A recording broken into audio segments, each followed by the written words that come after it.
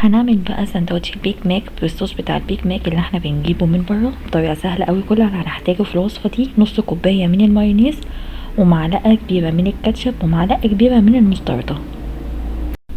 وهنا انا مقطعه البصل مكعبات صغيره قوي، وهنا مقطعه برضو الخيار مخلل مكعبات صغيره، ونتاكد ان الخيار دوت مش مسكر. هقول لكم ليه.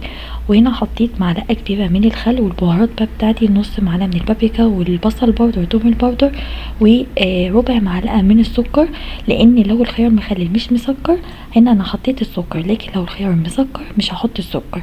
وبعد كده هقلب ده اللون بتاعه. هنا بقى انا هعمل البرجر بتاعي. انا هنا الفراخ، اي فراخ عندكم انا قطعتها اي تقطيع، لان انا هضربها في الكبه بتاعتي. وبعد ما احطها بقى في الكبه واضربها، هنا بقى بعد ما ضربتها خلاص هحطها بقى على جنب. هحط بقى فيها البهارات بتاعتي اللي هي خلطه البرجر، وهحط معلقه كبيره من الكاتشب ومعلقه كبيره من المستردة. وبعد كده هقلب بقى كل ده مع بعض. انا ما حطيتش ملح لان البهارات فيها الملح اللي انا محتاجاه.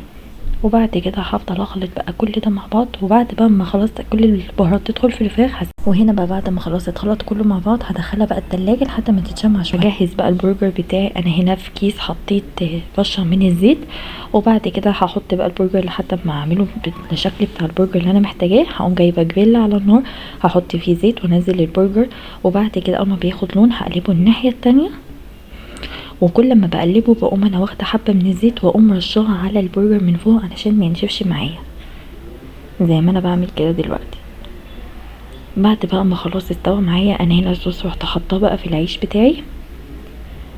وبعد كده بقى العيش طبعا انا عاملاه تحميصه كده في الجريل.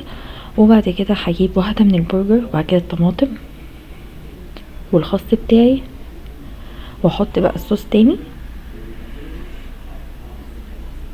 وبعد كده هقوم واخده واحده من البرجر تاني واحطها. وبس كده، ده السندوتش بتاعي طعمه حلو قوي زي بره بالظبط. ما تنسوش لو عجبكم الفيديو تعملوا لايك وسبسكرايب. شكرا على متابعتكم.